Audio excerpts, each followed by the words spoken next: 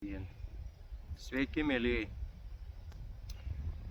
Noriu šį kartą pasidalinti su jumis apie kaip randu.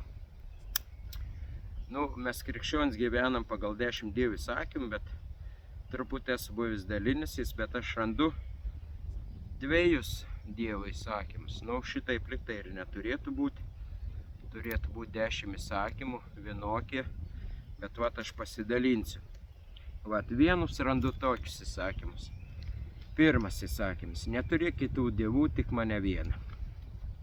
Antras įsakymas: netark Dievo vardo be reikalo. Trečias įsakymas: švęsk sekmadienį. Ketvirtas: gerb savo tėvą ir motiną. Penktas: nežudyk. Šeštas: nepaleistuvauk. Septintas įsakymas: nevok. Aštuntas: nekalbėk netiesos. Devintas: negeisk svetimų vyrų ir svetimos moters. 10. negeisk svetimą turtą. Žino tikriausiai daugumą šitos įsakymus. Čia taip pat jie kaip ir 10 Dievo įsakymų, bet šventame rašte aš randu tokius įsakymus.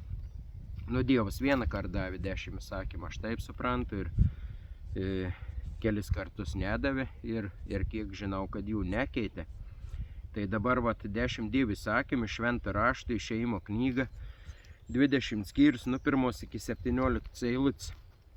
Ir pasiklausykit, brangiai. Pirmas įsakym šitaip: aš esu viešpats, tavo Dievas, kuris išvedžiau tave iš Egipto žemės ir vergijos namų. Neturėsi kitų dievų, tik mane vieną. Panašus, bet daug ką sako, ne aš esu viešpats tavo Dievas, kuris išvedžiau tave iš Egipto žemės. Tai tas Dievas, kuris išvedė iš Egipto žemės Izraelio tautą, šitas Dievas ir davė 10 įsakymų savo Mozei ant Sinajaus kalno. Tai jis netgi ir pasisako, kas jis yra. O dabar pažvelkime tą, kurį skaičiau: neturėk kitų dievų, tik mane vieną. Dabar sako, neturėk kitų dievų, tik mane vieną. O koks čia Dievas apie tai kalba? Toks bent jau man iškyla klausimas. Neturėk kitų dievų. Jeigu aš turiu kažkokį dievą, tai man tinka tas. Neturėk kitų, bet mane turėk. O kokią aš dievą garbinu ir šlovinu, kokiam dievui aš tarnauju, į kokį dievą aš tikiu. Pagal šventą raštą, tai aš esu viešpats tavo Dievas, kuris išvedžiau tave iš Egipto žemės, iš vergijos namų. Neturės kitų dievų, tik mane vieną. Tai yra tas Dievas, kuris sukūrė žemę ir dangų ir visą visatą. Man taip lengviau suprasti ir nežinau, tikriausiai ir jums. Dabar paskaitys, koks antras yra. Antras įsakymas yra čia iš švento rašto Išėjimo knyga. Nedirbsi savo drožinių, nei jokio paveikslo panašaus į tai, kas yra aukštai danguje, čia žemėje, vandenyse po žeme. Nesilenksi jiems ir negarbinsi jų, nes aš, viešpats tavo Dievas, esu pavydulingas Dievas, skiriantis bausmę vaikams už tėvų kaltę iki 3-4 kartos. Tų, kurie mane atmeta, bet rodant ištikimą meilę iki 1000 kartos tiems, kurie mane myli ir laikosi mano įsakymų.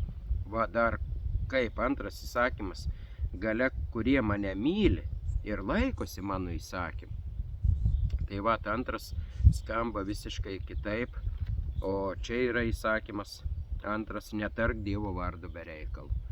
Kokio to Dievo vardo netarti, koks tas vardas ir taip toliau. O čia aiškiai sako antras. Dabar pažiūrėkim trečią įsakymą. Čia jau nenaudosi piktam viešpaties savo Dievo vardą, nes viešpats nepaliks nenubausto to, kuris naudoja piktam jo vardą.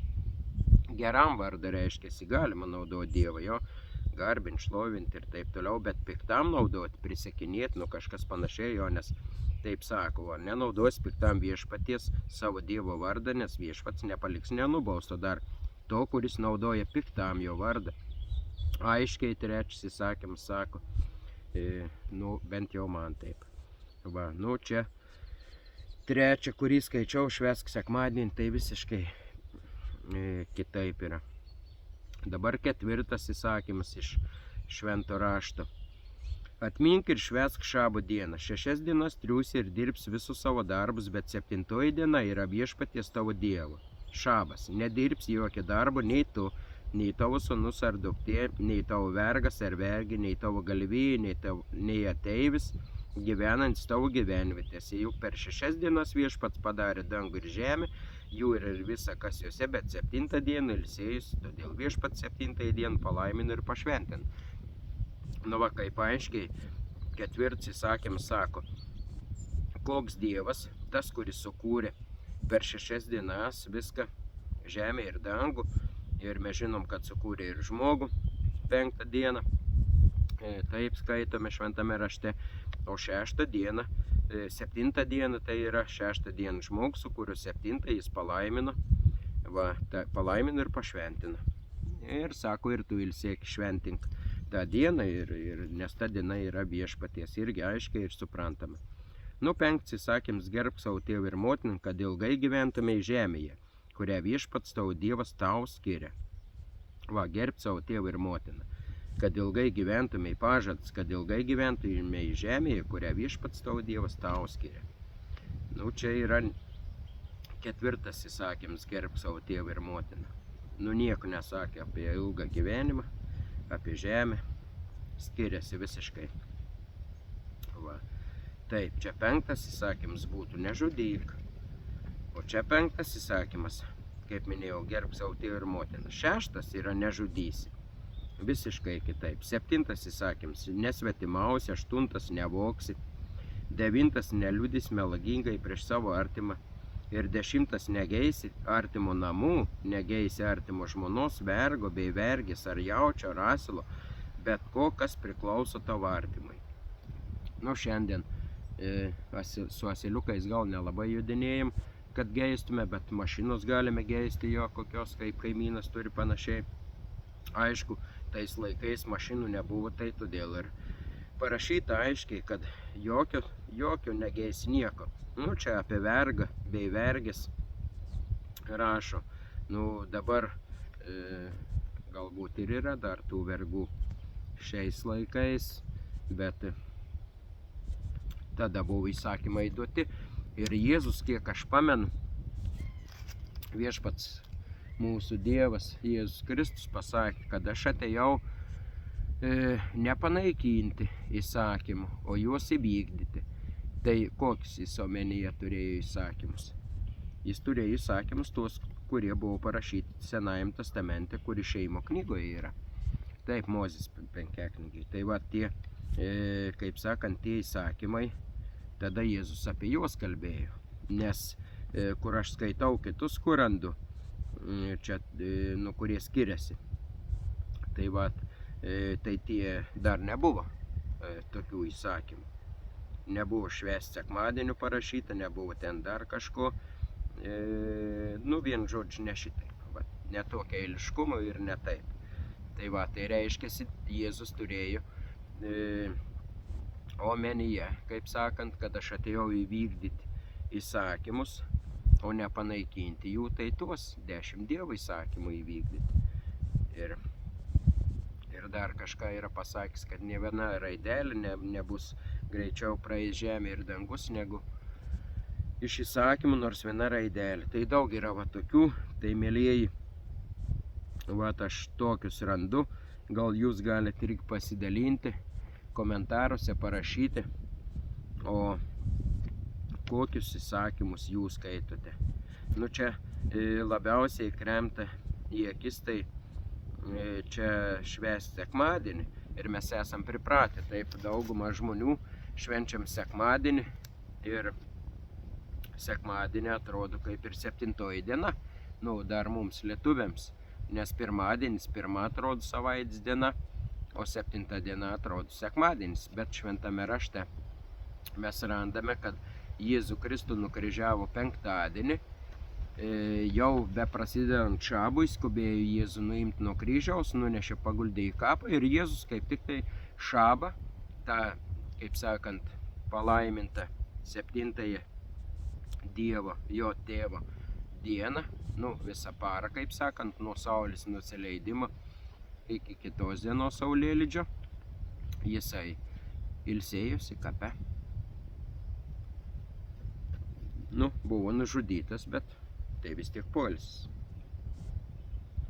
Tai va, ir pirmąją savaitės dieną, tai yra sekmadienį, ir Antano Rupšio vertime, atrodo, dar yra komentaras, jei neklystu, atsiprašau, galiu ir klysti, viską iš atminties sakau.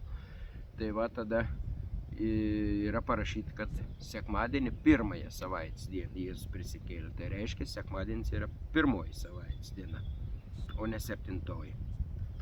Šeštadienis yra 7 diena. Tai va, brangieji, norėjau su jumis pasidalinti apie tai, be jokių, kaip sakant, nesakau, kaip kas turi būti, nieko neteigiu, nieko nenoriu aiškinti.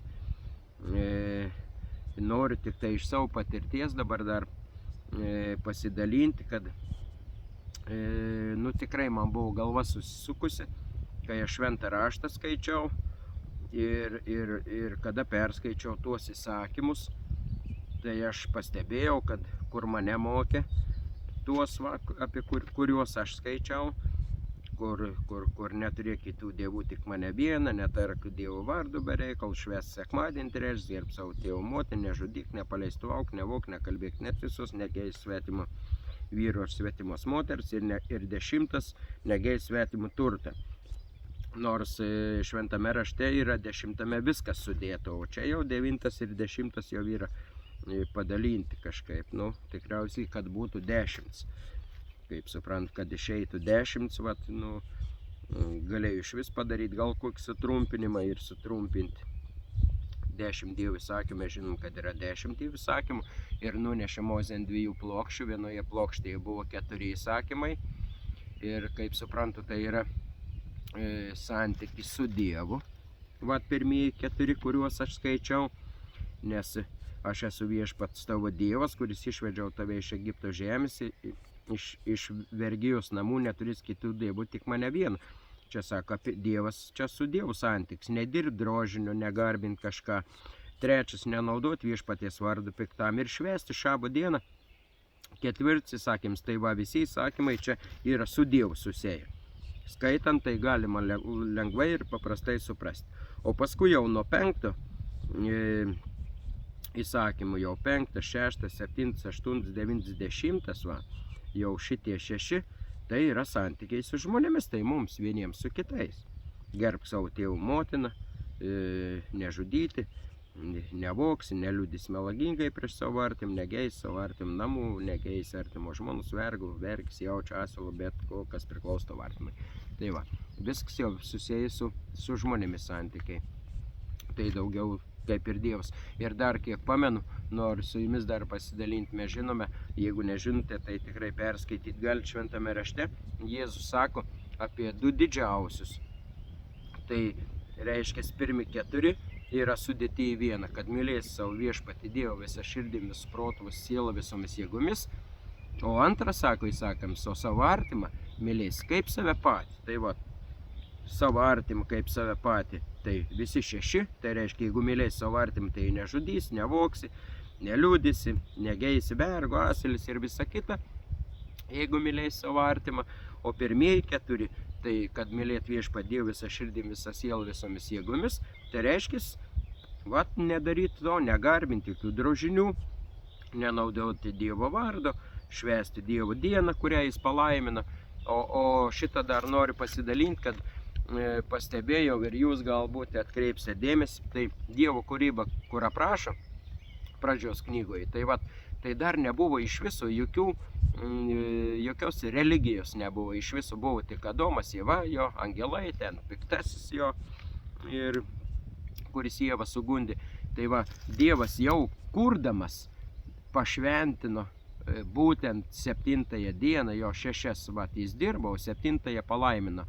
Ir paskui Adomas su Ieva yra sukurti 6 dienoje, jo, ir iškart, sakykite, jie užkart kur išėjo, juos tik sukūrė, o kitą dieną jau jie viskas užkart pirmoji diena ilsėtis, nes viešpats jau ją buvo palaiminęs, nedirbo nieko, tai reiškia, Adomas irgi tikriausiai nieko nedirbo, nes Dievo toks įsakymas yra.